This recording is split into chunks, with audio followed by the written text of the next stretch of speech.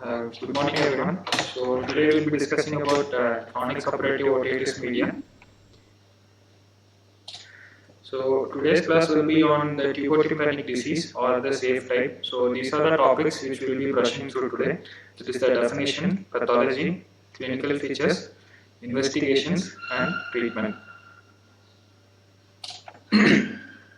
So if you see the classification, there is an old classification and there is a new classification. So the old classification which is being used, which was being used is safe type and unsafe type, or the other name for safe type is tuberculopanic disease and the other name for unsafe type is tick-borne disease. And whereas if you see the new classification, so there are 5 types. So the 5 types will be the healed chronic otitis media and mucosal chronic otitis media, active and inactive, and squamosal chronic otitis media, active and inactive. So if you see here, they have added one extra classification that is called as healed chronic otitis media. Means any patient with history of previous chronic otitis media and there is a perforation for that patient and that perforation has healed on its own. So that is called as healed chronic otitis media. So and even if you see the term has been replaced from chronic suppurative otitis media to chronic otitis media. Okay, so that is a classification change which is being made in the new. So if you see the definition, so the definition for chronic otitis media is nothing but long-standing infection which is involving the miliary cleft, either the miliary cleft in part or the entire miliary cleft. And if you see the perforation, there will be a permanent perforation for the patient. So this is the definition for chronic otitis media. And this classification, I hope everyone understood. Anybody is having doubts with this classification? So the safe type of the tuberculopanic disease is called as mucosal, and the aticoantral disease or the unsafe type is called as squamous. And each again mucosal and squamous has active and inactive. So here also for squamous, active and inactive. So active means there is an active inflammation going on in the miliary cleft, and so that will be characterized by persistence of inflammation of the mucosa, and also that will be characterized by presence of discharge. And in squamous also, active and inactive means, so there can be a retraction pocket or marginal perforation along with discharge and cholesteatoma. So that will be active. So inactive means there won't be any discharge, there won't be any cholesteatoma, there will be just retraction. Okay. So for your level, if you know this old classification, it is enough. But in case somebody asks you a new classification, then it will be better if you know this classification. Okay. Can we go ahead to the next slide? So the definition we have already discussed. So this is the entire miliary cleft which is being depicted here. So this is the eustachian tube and this is the miliary cavity, so the tympanic cavity. And then you have this Otitis, and then you have this antrum, and these are the other mastoids. So this entire cleft is called as the miliary cleft. So again, to recapitulate, it includes the eustachian tube, it includes the tympanic cavity, and it includes the Otitis, and it includes the antrum. So I told you already, so today we will be discussing about the tuberculopanic disease. So it is the same miliary cleft. So this is the diagrammatic representation. So you can see here the same eustachian tube, the same tympanic cavity, then the Otitis, the antrum, and other mastoids. So tuberculopanic disease, so the name, so tuberculopanic, tubo means the eustachian tube and the tympanic cavity main. So that is the tuberculopanic disease. So in safe type of CSM, so this part of the miliary cleft will be involved, and then this area which is shaded in red, so that will be involved in cases of aticoantral disease. So that is the difference. So that's why this is called as tuberculopanic disease, and that is why this is called as aticoantral disease, because the atic is involved and the antrum is involved. Okay, so and the other characteristic feature of this differentiation is that, so this entire thing will be lined by respiratory epithelium. Okay, so more towards the eustachian tube, towards an esophageal end, there will be the respiratory epithelium. Then as we come inside, so it will be replaced by cuboidal epithelium. And then here in the atic region, it will be pavement-like epithelium. Means there is also cuboidal epithelium, but it will be arranged like a pavement. So it will be more compressed. So here if you see there will be more number of goblet cells, and here if you see there will be very minimal goblet cells. So that is why both the disease are different in nature because of the cellular lining of both the regions. So if you come to epidemiology, so the incidence of CSM, especially the tympanic disease, is more common in families in which there is poor nutrition and also there is lack of health education. Means they may be having some episodes of ear discharge, but they will not address it or they will not seek any medical help. So because of which there will be persistence of infection in the middle ear cleft, and also that infection will be spreading to nearer subsites. So because of the above condition, so the condition is more common in rural areas compared to urban areas. And if you see the rural population, so this CSM is considered as one of the important causes for hearing impairment in rural population. So that is why early identification and early treatment is necessary in cases of CSM. So coming to the etiology, or in other words, like what are the causes? So it can be due to a sequelae of acute otitis media. So in acute otitis media, the last stage is resolution. So in resolution, if the membrane does not heal completely, that is the tympanic membrane. So after the rupture of the tympanic membrane and leading to release of pus from the middle ear cavity, so if it does not heal properly, then there can be a permanent perforation leading to CSOM. And the other cause is that any infection in the nasopharynx or in the nasal cavity or paranasal sinuses can ascend via the eustachian tube. And not just the nose and nasopharynx, any infection of the pharynx and tonsil can also ascend via the eustachian tube. And if anybody is having persistent allergy, so that is for a longer duration of time, so they will also be having a mild grade of inflammation in the middle ear cavity, leading to permanent perforation of the tympanic membrane. So what we discussed before was the cause or etiology. Now we are going to see what are the pathological changes which can happen in CSM. So one we already discussed, there will be perforation of pars tensa. So why this perforation of pars tensa happens is that, so the tympanic membrane ruptures for any reason, and then after it ruptures, instead of healing, so the margin of the perforation will get epithelialized. So once the margin of the perforation gets epithelialized, then there is no scope for healing of the tympanic membrane. So that is why that is the inner epithelial layer and the outer epithelial layer, they fuse together, leading to epithelialization of the margin.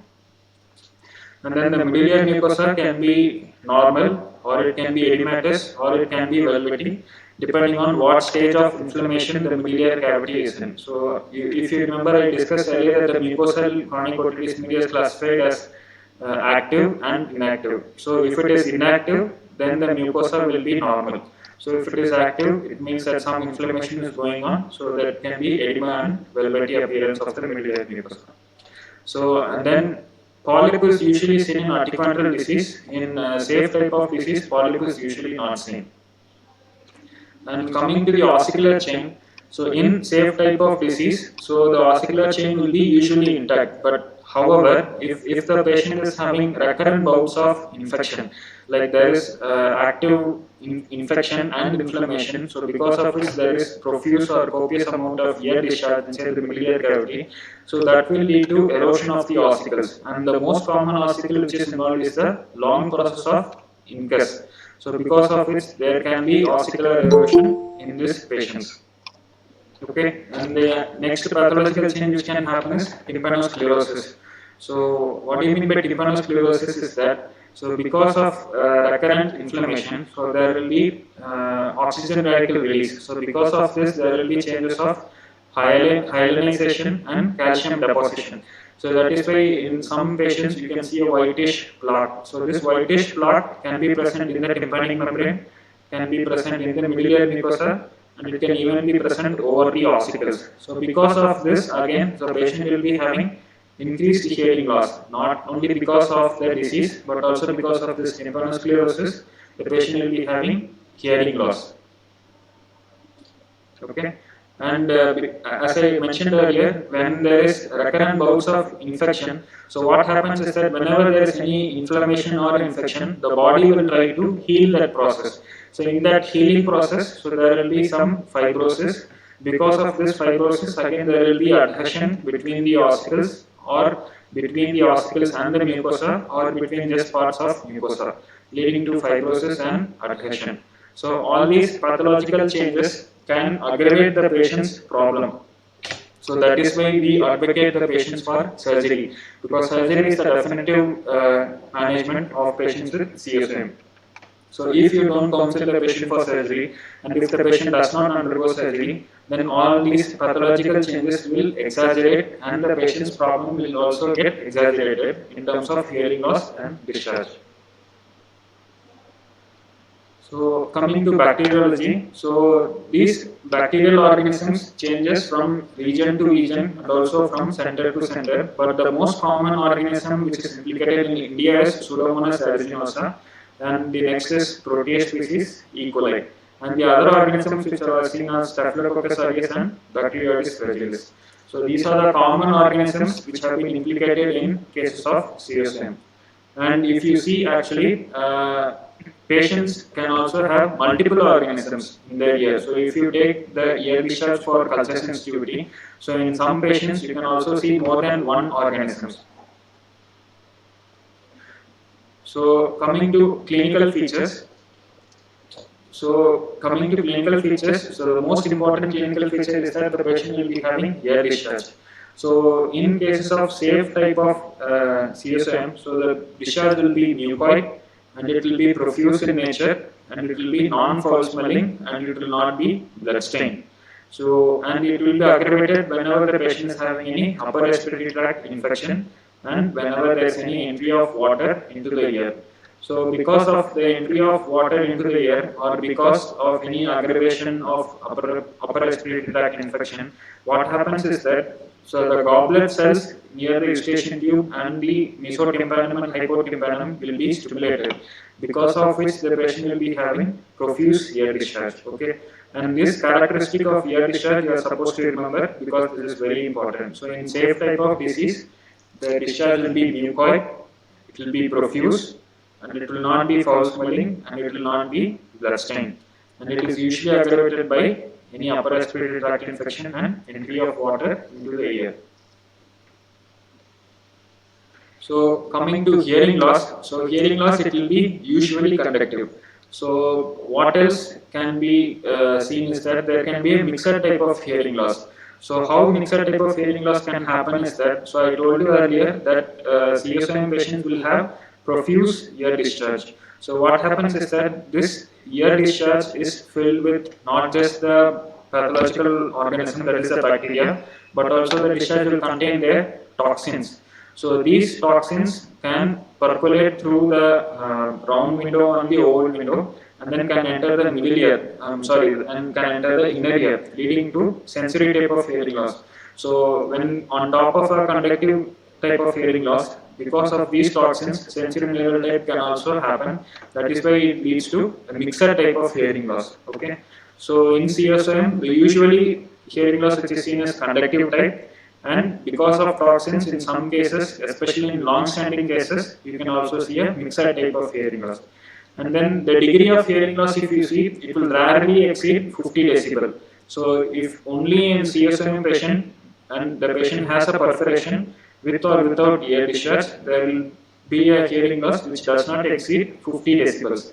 So in case the patient has some ossicular pathology, that is the ossicular erosion leading to ossicular discontinuity, then the degree of hearing loss can increase, going up to even 60 decibel in some patients whenever there is any ossicular involvement. Okay. So coming to perforation, so the perforation which is seen in safe type is central type. So can anyone tell what is the definition for central type of perforation? So what do you mean by central type of perforation? So perforation involving only the pars densa. Yeah, so perforation involving the pars densa, and also the margin of the perforation is surrounded by pars densa in all the margins or all the sides. Okay, and the classification for central type of perforation is based on the size. small, medium or moderate, large, subtotal and total. So again, past tensor is classified into how many quadrants? 4 quadrants. Yeah, good. 4 quadrants. So in out of 4 quadrants, if one quadrant it is involved, it is small. If 2 quadrants are involved, it is medium. And if more than 2 quadrants are involved, it is large. And coming to subtotal and total, so in subtotal, the annulus will be preserved, and in total, the annulus also, fibrous annulus also will be involved. So only the ossicles will be present and they will be bare. So they will not be having any mucosal covering. So in subtotal, fibrous annulus will be preserved. In total, fibrous annulus also will be involved. Okay. So coming to the medullary mucosa, so I already discussed. So in inactive cases, it can be normal. It will be pale pink and it will be little bit moist also. So that is seen in dry CSM. And in active cases, so you can see an inflammation of the medullary mucosa characterized by congestion, edema, and also if you see by otoscopic examination, it will be appearing like a velvet. And polyp is usually seen in articular disease, but in some cases of safe type of CSM also, polyp can be seen. Okay. So now we know the clinical features. So that is ear discharge. You already know the characteristics. Then there will be hearing loss, and there will be perforation, and also changes in the medullary mucosa. So these are the clinical features which can be seen in CSM safe type. So what is this structure which is being highlighted here as number 1? Anyone? What is this structure? So you can see here, this is the perforation seen in the pars tensa, and what is this structure which is labeled here as number 1? So this is the handle of Malleus. Okay. So what you can see here is the perforation. So you can see the margin of the perforation. It is epithelialized. That is the outer layer and the inner layer both have merged here, and it has healed fully. So because of this epithelialization only, there is no scope for this tympanic membrane to heal on its own. Okay. So this is the perforation, and through the perforation you can see the medullary structures. And what is marked here as 1 is nothing but the handle of Malleus. Okay. So if this is handle of Malleus, what will be this structure? Can anyone tell the answer? Lateral process of handle. Yeah, good. So this is lateral process of Malleus. Okay, so this is handle of Malleus. This is lateral process of Malleus. Okay, so this part will be the pars flaccida. Okay, so this part which I am showing, that will be the pars flaccida. So the part of the tympanic membrane above this lateral process of Malleus will be the pars flaccida. Okay, and what is this structure which is being shown here? What is this called as? The medial wall of medullary. Promontory. Promontory, good. Okay. So then you can see here, these are nothing but the hypotympanic air cells. So you can see these irregular surfaces. No? They are nothing but the air cells. They are called as hypotympanic air cells. Okay. So coming to investigations. So if a patient with CSOM presents to you, so what are the investigations you are supposed to do? Okay, so the first investigation will be examination under microscope. So when the patient presents to you, you will be examining the patient using headlight and the mirror, or you can also use otoscope. So once you confirm that it is a case of CSM, so again for confirmation of your findings, you are supposed to do examination under microscope or EUM. So why we should do examination under microscope is that, so using the microscope, your visualization of the medullary structures is much better compared to your otoscope or headlight examination. So that is why you will be confirming the findings of the medullary. And if the patient is having discharge, then you collect the discharge and then you send for gram stain and culture sensitivity. So then again, so you will be doing suction clearance of this discharge. Okay. So for example, if this is the patient presenting to you, so then if this is the patient using microscope, you will be visualizing the structures, and if any discharge is there, you will collect that discharge and then you will send it for gram stain culture sensitivity, and then you will do suction clearance of that discharge. So for that you will have to do examination under microscope. So and then the next step will be to do a pure tone audiometry.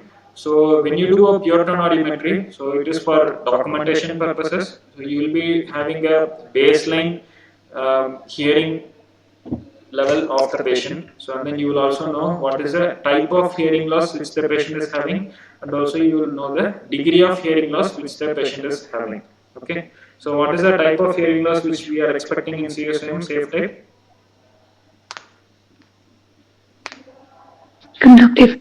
Conductive type usually. Okay. And degree of hearing loss, it will not exceed how many decibels usually?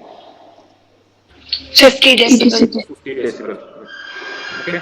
So when you do this pure tone audiometry, so you can also use it for counseling the patient. You can explain the chart to some extent to the patient, and then you can tell the patient that this much degree of hearing loss is present, and if the PTA or the pure tone audiometry chart is showing airborne gap, then we can tell the patient that this airborne gap can be reduced if we control the infection, and also if you do surgery for the patient. Okay, so that is how you counsel the patient also. So, and I discussed earlier that the ear discharge whichever is present, you will have to do culture sensitivity. So, this is a basic dictum, not just in ENT. So, in any cases, wherever there is any infection or abscess formation, so before starting antibiotic therapy, you will have to collect that pus for culture sensitivity. Because once you start the patient on antibiotic therapy, so whatever antibiotic you are giving, that will act in that area wherever there is infection, and then it will kill the bacteria. So you start the antibiotic therapy first, and then if you do culture sensitivity, then the specimen will come as sterile in most of the cases. So that is why the basic dictum, not just in CSM, anywhere wherever you are practicing. So before you start any antibiotic therapy, you will have to send that pus for culture sensitivity. So only then, so you will be able to find out what organism is causing that infection. So and if you note here that there is no delay in therapy also, like we are not waiting for the culture report to come. So but we are just collecting that pus for culture sensitivity, and then we are sending it for culture sensitivity. And then based on wherever you are working or wherever you are practicing, empirically you will have to start the antibiotic therapy based on what is prevalent in your area. Okay. And imaging or radiological investigation, if you see, so you can do X-ray mastoid to see if there is any pneumatization or if it is a sclerotic mastoid cavity. And in cases in which you are suspecting any complication or if you are suspecting any ossicular pathology, then you can do HRCT temporal bone. Okay.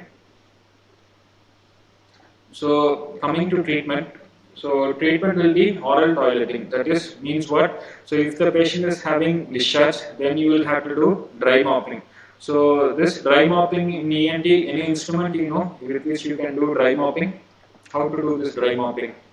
Any instrument which you know, which was taught to you in instruments class?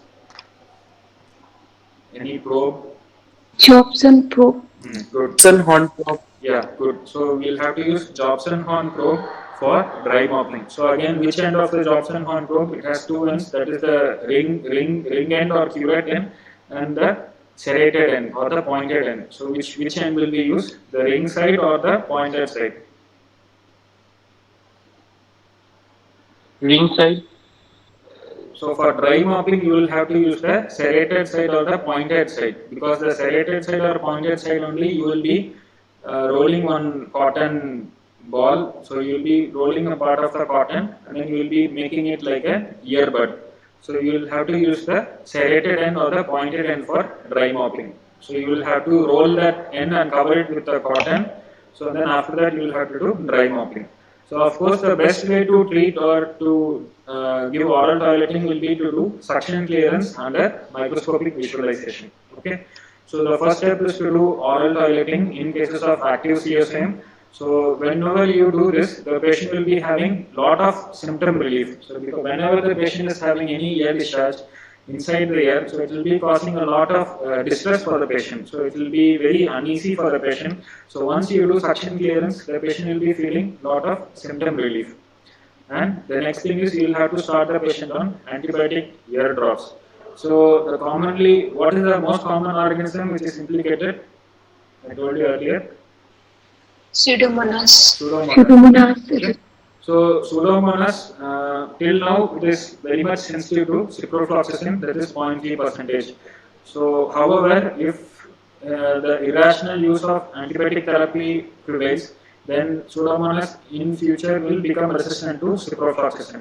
But right now, Pseudomonas is sensitive to ciprofloxacin, so you can safely give ciprofloxacin topical ear drops. And ofloxacin, and the other antibiotics which you can give is neomycin and gentamicin. But when you are giving gentamicin or amikacin ear drops, what side effects should you be looking for? So which group of drug will they fall under, amikacin and gentamicin?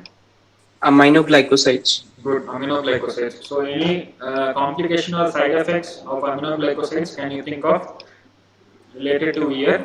Ototoxicity. Ototoxicity, good. So patients in whom you are administering amikacin and gentamicin, you should always keep ototoxicity in mind. So that is why we routinely don't use amikacin and gentamicin unless the culture sensitivity is showing any organism which is sensitive only to amikacin or gentamicin. In such patients, we will be using amikacin or gentamicin ear drops. And another thing, if you are using amikacin and gentamicin ear drops, you should have a baseline PTA for the patient, and then you should not use these drops for more than 5 days or maximum 7 days. So if you use the drops beyond this time period, then there is more chance of the patient having ototoxicity. So once the patient develops ototoxicity or sensory neural type of hearing loss, then there is no way you can actually treat the condition. So as long as it is a conductive type of hearing loss, it is surgically treatable. But once a patient develops sensory neural type of hearing loss, you cannot treat the patient. So that is why you will have to be very careful when you are using amikacin or gentamicin ear drops. So like if the patient goes to a quack or if the patient just goes to a pharmacist and if they get some ear drops and if they are giving only amikacin or gentamicin, then the patient may present to you with sensory neural type of hearing loss. And coming to systematic antibiotics or systemic antibiotics, so these antibiotics are prescribed in patients who are actually refractory to medical management, that is the topical treatment, and these are given in patients whom you don't expect them to come for regular follow-up. So if the patient in whom you are administering topical ear drops and then you are regularly doing suction clearance, then in such patients who are coming for regular follow-up, these systemic antibiotics are not usually needed. However, if the patient is from a very far area and if the patient is not able to come for regular follow-up, and in patients whom you want recovery from the active CSM very fast, then you can also start this systemic antibiotics in addition to this topical antibiotics. Okay, and these are the systemic antibiotics which we routinely use, that is ciprofloxacin 500 mg BD, plain amoxicillin 500 mg TDS, or amoxicillin plus clavulanic acid 16.5 mg BD. Okay, so again these antibiotics will change from center to center. So here we commonly use these antibiotics. So in addition to these things, you also give systemic antihistamine. So the commonly used one is levocetirizine 5 mg. So you can give either OD or BD. Okay. So the other measures, so if you remember, the one of the aggravating factors for CSOM is, I told you that whenever the patient is having any upper respiratory tract infection, or whenever the patient is taking any head bath, or whenever the patient is going for swimming, so the water can enter the middle ear cavity, stimulate the goblet cells, leading to increase in ear discharge. So any patient who is having CSOM or perforation of the tympanic membrane, you should ask the patient to prevent entry of water into the ear. So how that can be done is that, so you can advise the patient not to go for swimming, and then you should advise the patient not to take head bath. And if the patient has to take head bath, then you ask the patient to wait at least till the ear becomes inactive. And if they want to take head bath, then they'll have to use cotton plugs. And these cotton plugs should be soaked with Vaseline, and then the patient has to put the cotton plug inside the ear, and then the patient has to take head bath. So these measures will prevent any exacerbation of CSM.